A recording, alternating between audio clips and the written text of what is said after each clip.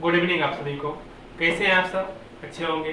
चलिए आज की क्लास जो हम लोग पढ़ने वाले हैं वो है पॉलिटिकल साइंस यानी राजनीतिक विज्ञान। हम लोग समझेंगे पॉलिटिकल साइंस क्या होता है और इसके अंतर्गत जो पार्लियामेंट के बारे में, सरकार के बारे में, लेजिस्लेटिव क्या होता है, एग्जीक्यूटिव क्या होता है, जुडिशरी क्या होता है, इन सारे विषय पर हम लोग क्या करने वाले हैं, चर्चा करने वाले हैं और हम लोग बहुत ही बारीकी से इन सारी चीजों को आज समझेंगे। चलिए बच्चे बिना समय बिताए क्लास को बढ़ते हैं। जैसा कि आप लोग देख रहे हो ऊपर में लिखे हैं हम पॉलिटिकल साइंस। पॉलिटिकल साइंस क्या होता है? पॉलिटिकल साइंस की जब बात करें तो ये एक विज्ञान कैसी है जो इसमें हम लोग राज्य, सरकार या शासन प्रणाली या राजनीतिक व्यवहार और शक्ति की वितरण का व्यवस्थित ढंग से हम लोग अध्ययन करते हैं। यानी जो सरकार कोई सिस्टम जो चल रहा होता है उस सिस्टमेटिक ढंग से कैसे चलता है, इन सारे बारे में, राजनीतिक चीजों के बारे में हम लोग क्या करने वाले हैं, इस क्लास में अध्ययन करने वाले हैं। जैसा कि मैं आपको बता दूं, गवर्नमेंट पहला आता है। गवर्नमेंट सरकार। सरकार क्या होता है?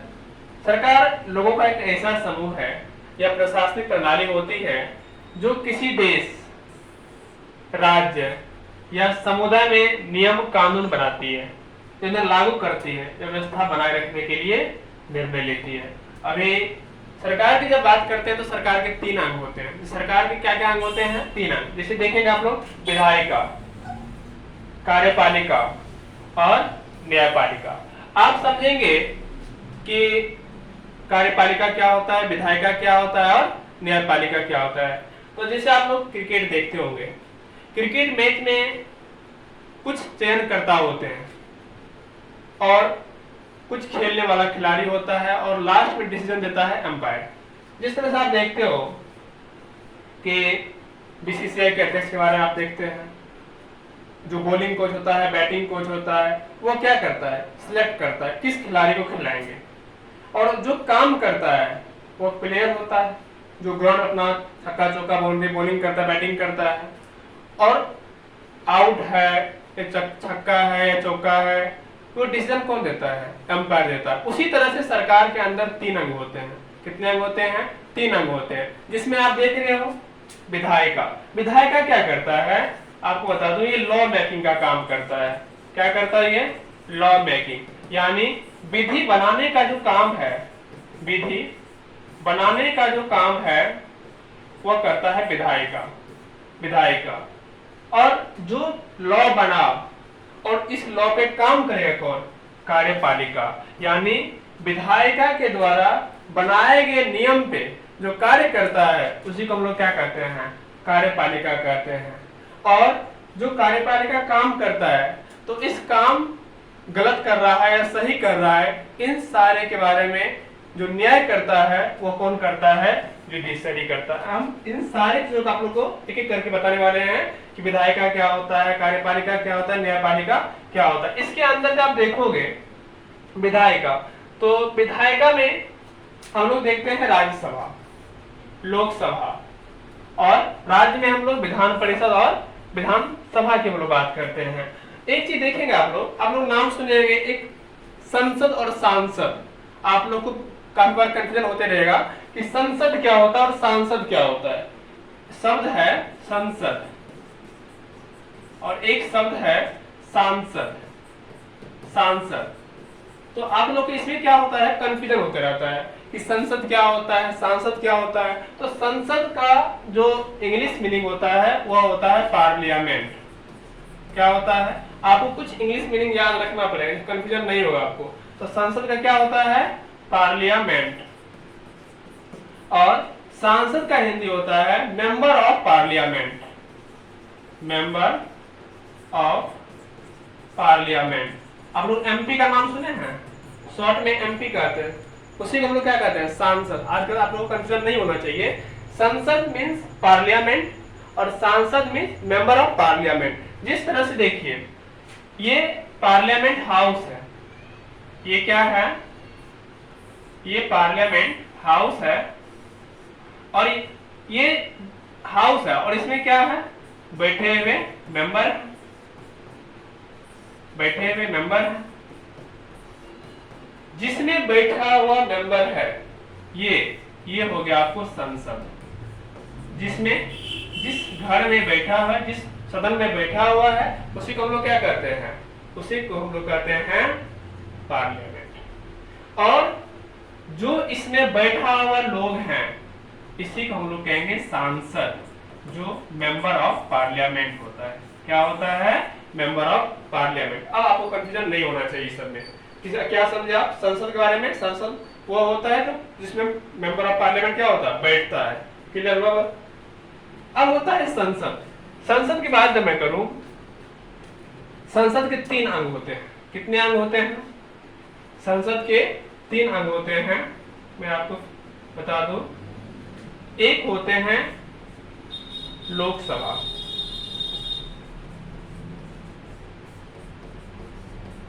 एक होता है राज्यसभा,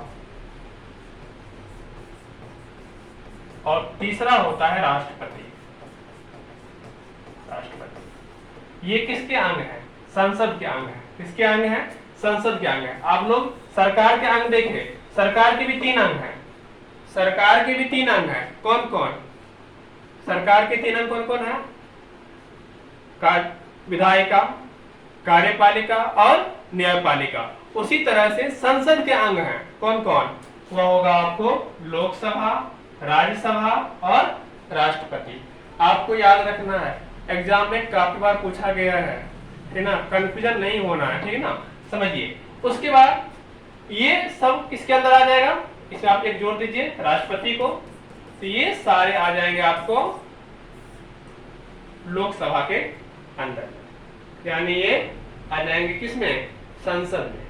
और जब हम लोग राज्य की बात करते हैं तो राज्य में विधान परिषद होता है और विधानसभा होता है, और ये दोनों किसके अंतर्गत आते हैं? विधान मंडल के अंतर्गत आते हैं। किसके अंतर्गत आते हैं? विधान मंडल के अंतर्गत आते हैं। आपको बताना है कि राज्यसभा में मैक्सिमम सीट कितना है? मैक्सिमम सीट कितना है बताइए राज्यसभा में? तो राज्यसभा में मैक्सिमम सीट है 250, यानी 250 है। और मिनिमम सीट जिसपे इलेक्शन होता है वो होता है आपको 245। याद रहेगा आप लोग को, मैक्सिमम 245 और मिनिमम 245। और लोकसभा की जब बात करते हैं तो लोकसभा में होता है मैक्सिमम सीट 545 और इलेक्टेड होते हैं किस पे? मिनिमम पे।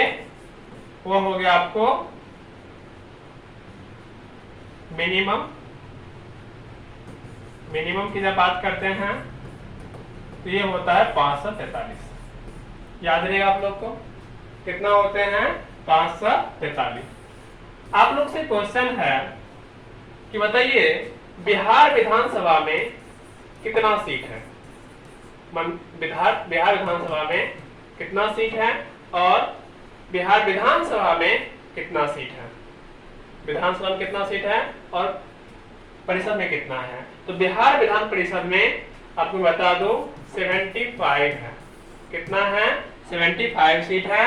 और 63 का 63 का क्या होता है? इलेक्टेड होता है, और 12 क्या होते हैं इसमें? नॉमिनेटेड होते हैं। अब देखेंगे यहाँ पे विधानसभा में क्या होता है? 243। और इसी पे क्या होता है? हम लोग का मुख्यमंत्री जी का चयन होता है, उसका जिसको ज्यादा बहुमत मिलता है उस पार्टी से क्या होता है? बहुमत मिलते हैं। आपको पता होना चाहिए 50% प्लस, यानी जिसको 50% प्लस वोट मिल जाता है उसे क्या हो जाती है? सरकार हो जाती है। आप लोग याद होगा इतना चीज, आप समझ पा रहे हैं? और बताएंगे आप बिहार का वर्तमान में मुख्यमंत्री कौन है? आप लोग से क्वेश्चन है, who is the present chief minister of Bihar? बताइए सीएम कौन है बिहार का वर्तमान में? चलिए हम लोग आगे बढ़े। आप यहाँ तक किसी तरह कंफ्यूजन आप लोग को नहीं होना चाहिए। यहाँ पे लिख भी दिए हम। विधायिका क्या होता है? विधायिका का मूल्य कार्य जो होता है वो होता है भारत में विधि का निर्माण करना। क्या काम होता है? भारत में विधि का निर्माण करना। आए आप लोग को समझ आप लोग समझे अच्छे से। विधायिका क्या समझे? विधायिका का काम होता है विधि का निर्माण करना। जिस तरह से क्रिकेट में जो चयन करता होते हैं वो कौन होते हैं? जैसे आप बीसीसीआई के अध्यक्ष को देख लीजिए, सचिव को देख लीजिए, वो क्या करते हैं, चयन करते हैं। इसी तरह से हमारे सरकार में भी एक विधायिका होता है, जो विधायिका क्या करता है, किसी मेंबर को सिलेक्ट करता है। यानी आप समझ रहे हैं, आप तक आगे बढ़िए हम लोग। अब आता है कार्यपालिका। कार्यपालिका की जब बात करते हैं तो कार्यपालिका आप समझ चुके क्या होता है कि विधायिका के द्वारा बनाए गए लॉ का क्या करता हुआ पालन करता है। अगर कोई विधि बन जाता है, उस नियम का जो पालन करता है वो कौन होते हैं, कार्यपालिका होते हैं। कार्यपालिका की जब बात करें बाबू, तो कार्यपालिका आपको परमानेंट भी होते हैं, नॉन परमानेंट भी होते हैं, अस्थायी भी होते हैं, अस्थायी भी होते हैं। जब हम अस्थायी की बात करते हैं तो अस्थायी में आप बात करोगे कि कोई डीएम की बात कर लीजिए, उसके बाद राष्ट्रपति की बात कर लीजिए, सचिव की बात कर लीजिए, ये क्या है, अस्थायी है, ये एग्जाम निकाल के काम करते हैं। लेकिन जो अस्थायी की बात करेंगे, आप राष्ट्रपति महोदय को देख लीजिए, प्रधानमंत्री को देख लीजिए, देख रहे हैं ना, उसके बाद आप राज्य में देख लीजिए, मुख्यमंत्री को देख लीजिए, राज्यपाल को देख लीजिए, ये सब क्या है, अस्थायी है। अस्थायी एग्जीक्यूटिव मेंबर है। तो समझ लीजिए क्या होता है कि एग्जीक्यूटिव काम क्या होता है, विधायिका के द्वारा निर्मित विधियों के क्रियान्वयन या लागू कराने का जो दायित्व होता है वह कार्यपालिका का होता है। यानी जो विधायिका होते हैं, अगर वह कोई लॉ बनाता है, कोई काम करता है, तो उस पर काम करने विधायिका के द्वारा काम बनाए गए लॉ पे काम करने का काम कौन होता है, कार्यपालिका का होता है। उसके बाद आप समझ चुके हैं कि अस्थायी क्या होता है, राष्ट्रपति हो गए, प्रधानमंत्री हो गए, मंत्रिपरिषद हो गए, ये कैसे होंगे, अस्थायी कार्यपालिका है। लेकिन जब परमानेंट की बात कर, उसमें राज्य केंद्र में हो गए, ये सब कहाँ होंगे, सेंट्रल में। ये कहाँ पे है, सेंटर में। लेकिन जब ये स्टेट की बात करते हैं, स्टेट में कौन होते हैं, राज्यपाल होते हैं, मुख्यमंत्री होते हैं, मंत्रिपरिषद होते हैं। मैं एक नोट पे लिखा हूं कि लोकतंत्र में अस्थायी कार्यपालिका का महत्व अस्थायी कार्यपालिका से ज्यादा होता है। क्यों? क्योंकि अस्थायी कार्यपालिका जनता के द्वारा निर्वाचित होते हैं। हमारे भारत में, हमारा भारत डेमोक्रेटिक कंट्री है और यहाँ पे जनता का शासन है। किसका शासन है, जनता का। जो जनता के द्वारा चुने जाते हैं और वही क्या होते हैं, यहाँ पे बलशाली होते हैं, स्ट्रांग होते हैं। इसीलिए अस्थायी कार्यपालिका के अपेक्षाकृत अस्थायी कार्यपालिका क्या होते हैं, ज्यादा मात्रा में अपने आप को क्या होते हैं, स्ट्रांग होते हैं। यानी उसके पास ज्यादा पावर होते हैं, उसके पास ज्यादा शक्ति होते हैं। समझ आया आप लोग को क्यों होता है। चलिए आगे बढ़े हम लोग। आगे बात करते हैं न्यायपालिका। न्यायपालिका का काम क्या होता है, तो बताया आपको कि विधायक के द्वारा बनाए गए नियम के पालन कौन करता है, एग्जीक्यूटिव करता है। और जो एग्जीक्यूटिव यानी कार्यपालिका जो काम करता है वो सही काम कर रहा है या गलत काम कर रहा है, इन सारे विषयों के बारे में निर्णय देना, उसका क्या कहते हैं, कोई विवाद हो जाए तो उसका समाधान करना, ये सब किसके काम है, न्यायपालिका। न्यायपालिका का मूल्य कार्य क्या होता है, विवादों का समाधान करना, डिस्प्यूट सेटलमेंट मैकेनिज्म, विवाद निवारण तंत्र। इसमें आपको 3 तंत्र आएंगे, आप देखेंगे, सुप्रीम कोर्ट, हाई कोर्ट और डिस्ट्रिक्ट कोर्ट। यानी उच्चतम न्यायालय, उच्च न्यायालय और जनपद न्यायालय। सबसे सर्वोच्च कौन है, हमारे उच्चतम न्यायालय है, उसके बाद कौन है, उच्च न्यायालय है, उसके बाद कौन है, जनपद न्यायालय है। तो जिला में जो होते हैं कौन होते हैं, जनपद होते हैं। जो हमारे राजधानी में है पटना हाई कोर्ट है, और केंद्र में कौन होते हैं, उच्चतम न्यायालय होते हैं। न्यायपालिका भी, न्यायपालिका क्या है, गैर निर्वाचित संस्था है। गैर निर्वाचित मतलब क्या होता है, नॉन इलेक्टेड। नॉन इलेक्टेड क्या है, ये नॉन इलेक्टेड है, यानी गैर निर्वाचित है, जनता द्वारा चुना गया संस्था नहीं है। और न्यायालय को उस संविधान का रक्षा दायित्व भी दिया गया है तथा मूल अधिकारों की फंडामेंटल राइट, मूल अधिकार मतलब फंडामेंटल राइट, फंडामेंटल राइट्स की रक्षा का कार्य भी न्यायालय के पास है। अर्थात यानी सरकार गैर निर्वाचित है, नॉन इलेक्टेड है, साथ में न्यायालय को उस समय हमारा संविधान है उसका रक्षा करने का दायित्व भी किसके पास है, वो हमारे न्यायपालिका के पास है। नेक्स्ट आता है बाबू लोकतंत्र। लोकतंत्र क्या होता है, लोकतंत्र मतलब लोक मतलब होता है पीपल यानी जनता, और जनता क्या होता है हमारे भारत में, सर्वोच्च है। हमारा कंट्री कैसा है, क्योंकि हमारा भारत जो है वो डेमोक्रेटिक है, डेमोक्रेटिक कंट्री है तो यहाँ पे जनता का शासन है। डेमोक्रेटिक में क्या होता है? जनता का शासन, क्योंकि जनता अगर चाहेगा तो किसी को प्रधानमंत्री बना सकता है, और अगर जनता नहीं चाहा तो कोई कुछ नहीं बन सकता है। इसलिए कहा जाता है हमारे लोकतंत्र में ऐसा कुछ आदर्श भी है कि चाय बेचने वाला भी प्रधानमंत्री बन सकता है, क्योंकि हमारे लोकतंत्र का आदर्श ही है कि चाहे वो गरीब हो चाहे अमीर हो, सबके सम्मान किया जाना चाहिए। इसीलिए चाय बेचने वाला भी प्रधानमंत्री बनता है। समझ रहे ना बात को? क्यों? क्योंकि हमारा लोकतंत्र है, लोकतंत्र में सब फ्रीडम है, सर्वोच्च है, सबका मालिक है और सरकार उसके नीचे है। इसलिए हम लोग डेमोक्रेटिक कंट्री में हैं, तो इसका मतलब क्या हुआ? लोकतंत्र। लोक मतलब पेपर, और जो सर्वोच्च है, सबका मालिक है। तंत्र मतलब सिस्टम, सरकार, व्यवस्था, प्रशासन, ये दो क्या है? सेवक। लेकिन क्या करेगा? लाठी चलाई से पावर। हम लोग ही चुनते हैं, लेकिन हम लोग को पिटाई खाना पड़ता है। अभी देख रहे हैं कितना टीचर वाले पे हमला हुआ, कितना परेशान किया गया सरकार द्वारा। लेकिन नहीं करना चाहिए, उस सरकार को भी ऐसा नहीं करना चाहिए। सरकार को समझना चाहिए कि स्टूडेंट कितना मेहनत से पढ़ाई करता है, क्या करता है, लेकिन आप उसके लिए कुछ अच्छे सोच नहीं रहे हैं। तो इतना दिन से TRE4 को लेकर बच्चा परेशान हो रहा है, सरकार से निवेदन है कि उसको सुना जाए और उस पर काम किया जाए, तो उस सबका भलाई हो जाएगा। चलिए मैं आपको एक चीज बता रहा हूँ, यहाँ पर मैं लिख दिया हूँ लोकतंत्र एक आदर्श के रूप में, मतलब एक साधारण व्यक्ति भी विशिष्ट बन जाता है। यानी एक सिंपल व्यक्ति भी देख रहे हैं कि कहां से कहां पहुंच जाता है। एक चाय वाले बेचने वाला प्रधानमंत्री बन जाता है, एक कपड़ा देने वाला मिनिस्टर बन जाता है। ये क्या है? ये हमारे लोकतंत्र का ही तो आदर्श है। ये हमारे लोकतंत्र में तो है, जनता उसको चुनता है, आप उसे मालिक बना देते हैं। ये देखिए, ये है जनता की पावर। जनता जिसको चाहेगा राजा बना देगा, जनता जिसको चाहेगा फकीर बना सकता है। ये है पावर, ठीक ना? उसके बाद देखिए, लोकतांत्रिक शासन में प्रत्येक व्यक्ति की गरिमा का सम्मान होना चाहिए, चाहे वो अमीर हो, चाहे वो मर्सिडीज से उतरता हो, चाहे वो साइकिल पे चलाता हो, लेकिन सम्मान सबका समान है। यानी अधिकार सबको एक समान है। डेमोक्रेटिक कंट्री में यही होता है। ऐसा नहीं है कि जिसके पास रेंज रोवर है वो सरकार को 2 वोट देगा और जो साइकिल से चल रहा है वो 1 वोट देगा। नहीं, सबको 1 वोट का अधिकार है। अर्थात हमारे भारत में हर आदमी को अपना सम्मान पाने का अधिकार है। आप उसके साथ किसी भी प्रकार से डिस्क्रिमिनेशन नहीं कर सकते हैं, भेदभाव नहीं कर सकते हैं, क्योंकि हम लोग एक डेमोक्रेटिक कंट्री में रहने वाले लोग हैं। ठीक ना? समझ रहे बात को? चलिए, लोकतांत्रिक व्यवस्था में व्यक्ति की गरिमा का महत्व होगा जब समाज समानता और न्याय विद्यमान है। मतलब लोकतंत्र क्या होता है कि व्यक्ति गरिमा का महत्व होगा जब समाज एक समान हो, काम करे, ठीक ना? और न्याय एक साथ होना चाहिए। आपको आई थिंक इसमें कोई दिक्कत नहीं आया होगा। आप इन सारे टर्मिनोलॉजी को आप समझ गए होंगे। तो मैं एक बार फिर से रिकॉर्ड करवा दूं आपको, आप समझिए।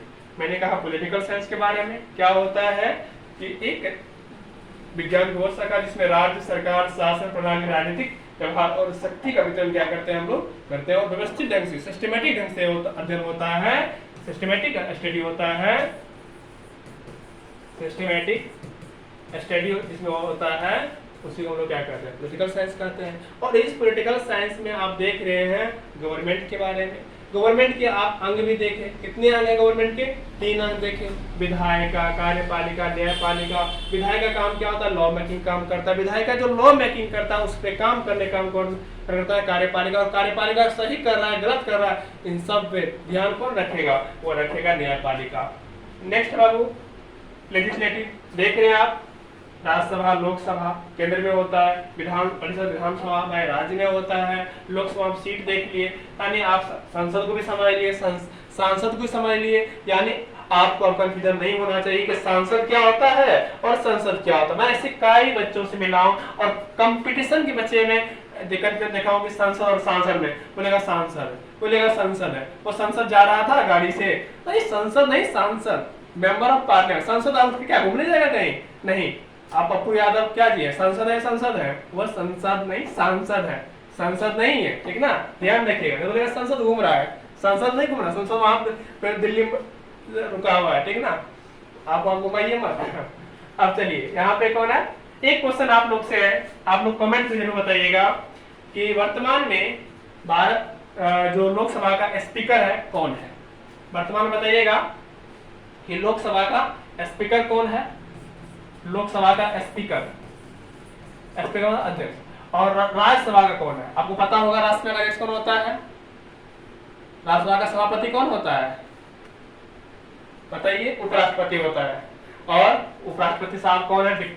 वाइस प्रेसिडेंट कौन है? उसके बारे में आप कमेंट करेंगे कि राज्यसभा में जो हमारा सभापति है वो कौन है, उसका नाम बताएंगे आप। और लोकसभा में अध्यक्ष कौन है, उसका भी नाम बताएंगे आप। और आप ये भी बताएंगे कि वर्तमान में हमारा चीफ जस्टिस ऑफ इंडिया कौन है, भारत का जो न्यायाधीश है वर्तमान में सुप्रीम कोर्ट का, वो कौन है, वो आप कमेंट करेंगे। चलिए, यहाँ तक आपको कोई दिक्कत समझने में नहीं होना चाहिए। कार्यपालिका समझ गए, अस्थायी होता है, अस्थायी होता है, यानी आप इतने बारीकी से अगर इस चीज को समझ गए, आप कॉपी में नोट डाउन कर लेंगे तो आपको आजीवन कमाने वाला है। आज नहीं, आपको आजीवन, जब तक आप पढ़ाई कर रहे हैं, जिंदगी में कुछ नेता भी बनना चाहते हैं तो आपको इन सब चीजों का टर्मिनोलॉजी आपको याद रहना चाहिए। नहीं तो नेता जिसे पूछेगा क्या होता है विधान परिषद, बताइए तो लेजिस्लेटिव मेंबर का क्या मतलब होता है, बोलेगा नहीं पता है। एमएलए का फुल क्या होता है, नहीं पता है। यानी बच्चा आप लोग को ये सब चीजें याद रहना चाहिए। चलिए आगे बढ़ते हैं। न्यायपालिका, हम आपसे पूछा अभी, who is the present chief justice of India? Chief justice of India कौन है, बताइए। वर्तमान में भी present chief justice of India कौन है, आप जरूर बताएंगे, कमेंट करके बताइए। नेक्स्ट, लोकतंत्र। लोकतंत्र तो आप अच्छे से समझ गए हैं। लोक मतलब पब्लिक, पीपल, जो सबका क्या है, मालिक है। तंत्र मतलब सरकार, व्यवस्था, सिस्टम, और जो समाज का सेवक है, और उसका आदर्श भी समझ चुके हैं। और आई थिंक आप लोगों को क्लास समझ में आ गया होगा। हम लोग मिलते हैं नेक्स्ट क्लास में, तब तक के लिए मस्त रहिए, खुश रहिए और पढ़ते रहिए।